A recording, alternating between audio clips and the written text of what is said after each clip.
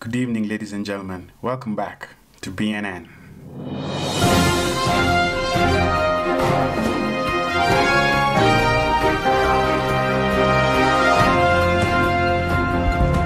First approaching Dr. Boniface at his church, Kemi posed as a secondary school graduate, the daughter of a widowed mother who wanted admission to UNILAG to study in his department.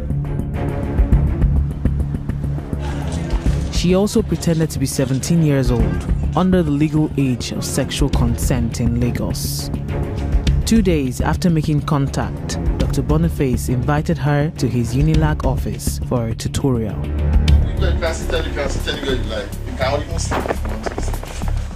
At all times, our undercover operatives carried a panic button. All right. Justin. Yes, I can hear you. If secretly activated, the rest of our team who were hiding nearby would be alerted and come to the rescue. So sit down. How old are you? 17. I look very big like this. And minutes into our conversation, this doctor had complimented me 5 times about being a beautiful girl. You're a beautiful girl, you're beautiful, you're very beautiful. Don't you know you're a beautiful girl? Do you know that? You are not beautiful, we are very beautiful. You are a very beautiful girl.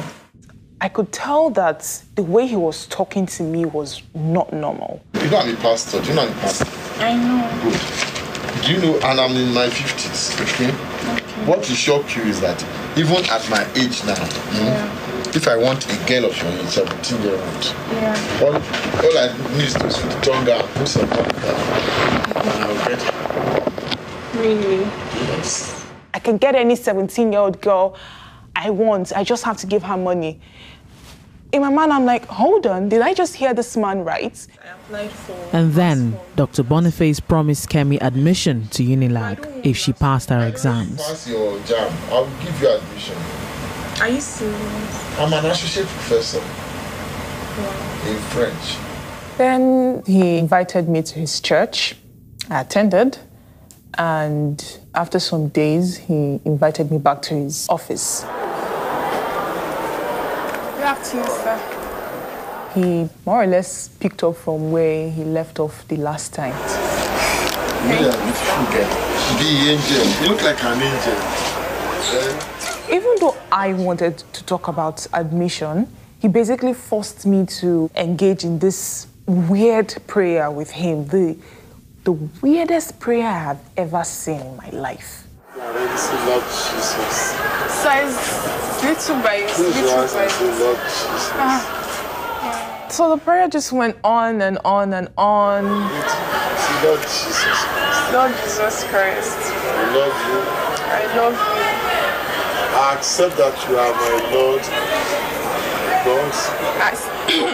God. His legs wide open, jiggling his groin, with this very uncomfortable grin on his face.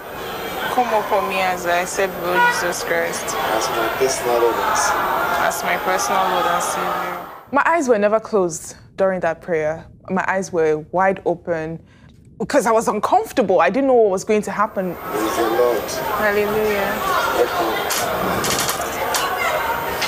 To the kingdom of God. Thank you, sir. Don't worry about admission. Welcome it.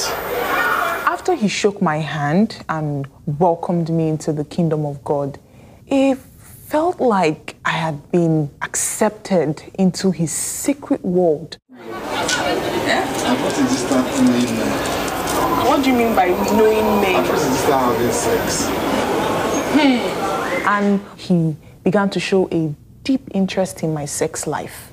That way, you have said, I don't feel this starts having carnal knowledge. Carnal knowledge. At what age? Why do you want to know? I don't want to know. You're my baby, you're my daughter. Just talk to me free. Look, anything that we discuss, be assured that your mother will not hear. Okay. And anything that happens between me and you, nobody will hear. Okay.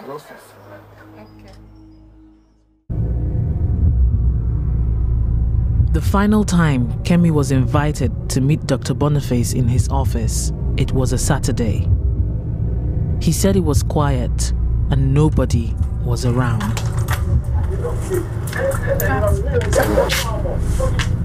We had a bad feeling about this meeting, so we called in extra security to keep guard outside Dr. Boniface's door.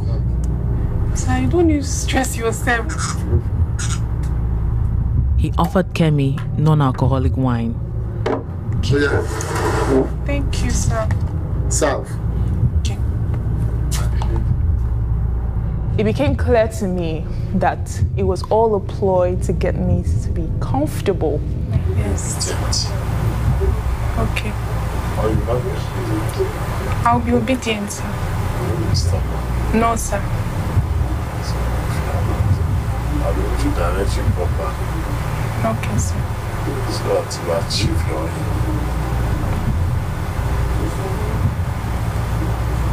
Enough. We went from talking about me getting admission to him requesting consent from a 17-year-old to kiss me. Do you want me to kiss you? Okay, I've heard you, sir. Answer. Do you want me to kiss you? Do I want you to kiss me? No, I'm not talking about you kissing me. I'm talking When about... I wasn't giving him the kind of response he wanted, he became angry. You want a kiss? Do I want... A kiss. But this time, he wasn't smiling anymore. If you want me to kiss you, switch off this light, lock the door, and kiss you for a minute. That's what you do in the courtroom. Then you switch on. My hands are shaking, my heart is beating, but I'm still trying to stay calm. I'm still trying to do my work as a journalist. It's one of the most difficult things that I've ever done in my life. If you agree, I agree. Authority will work here. Nobody will hear. Your mother will work here. After I refused to give him consent, he stood up and went to the bathroom for a moment. He remained in there for just over a minute. Stay calm. In my head, I'm thinking, I'm this close to getting hard evidence on this man. So I had to weigh my options, to press the panic button or just wait to see how far he would go. Time for courtroom experience.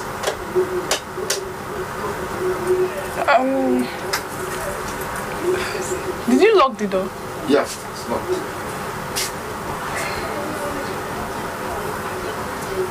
This is dark.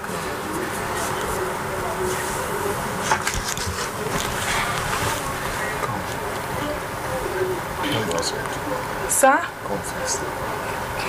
I'm close to you already, sir.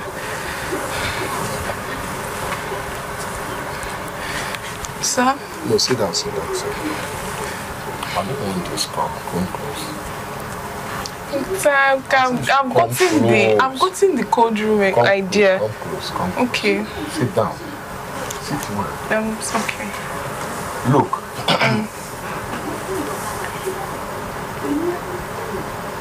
I'm scared of you. Yes. My baby. My big baby. No, wait. That's what I'm doing. I'm not going to harm you. Okay, sir. It's okay. Dr. Boniface eventually released Kemi when she made an excuse to go to the toilet. So that was the courtroom experience, eh? Okay, sir. Once there, she locked herself in.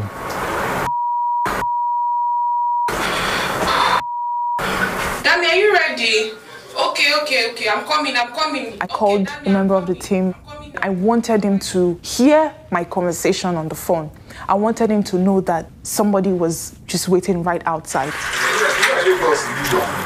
And so when I finally came out, he starts to laugh at me. You are shaking. Stiff. You are so stiff. See you. I love you, baby.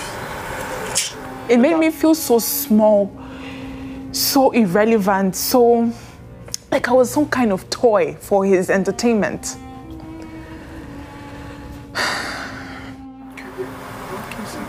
Dr. Boniface then warned Kemi there would be consequences if she didn't continue to see him. Okay. I can call you to come any day. If you don't come, then I know you have gone. Then I'll tell your mom you are disobedient to me. Okay. You know, there's so many women who have experienced things like this, even more awful experiences, and they just keep quiet. They just suffer in silence because of fear, because they feel no one will do anything about it. All right, bye-bye. Fix your friend. Okay, sir. This is not a story about bravery. I don't think I am brave. I think I'm somebody who sees injustice and I refuse to be helpless, and I choose to do something about it. We put our evidence to Dr. Boniface, and he did not respond. BBC Africa on 7th August aired a documentary on their channel about how professors sexually harass their students in exchange for favors and grades, and I actually applaud this story that they told because it's quite heartbreaking. That story was so hard to watch. Me as a man, it was...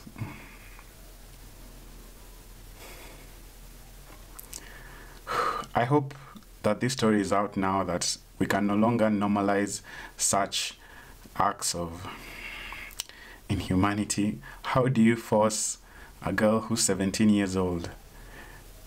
And I've seen arguments on Twitter and even the professors who were dragged and exposed in this documentary saying that they cannot be held liable because, one, these were not their students, they were people who trapped them, and two, in this case, for example, that she was not actually 17. At the time, the professor actually knew and understood that this girl was 17. He used his power and influence, and when he just walked into that room and closed the door and turned off the lights, like,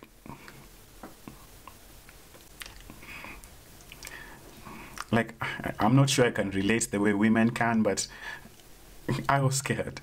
Anything could have happened to this girl, and we've had so many cases of men being rejected by the women they're after and them lashing out and killing them. The way she was saying in the documentary, how the man asked to kiss her for 1 minute and she refused, and then his mood changed all of a sudden, and now he's angry, and now he's doing whatever he wants regardless of what she says.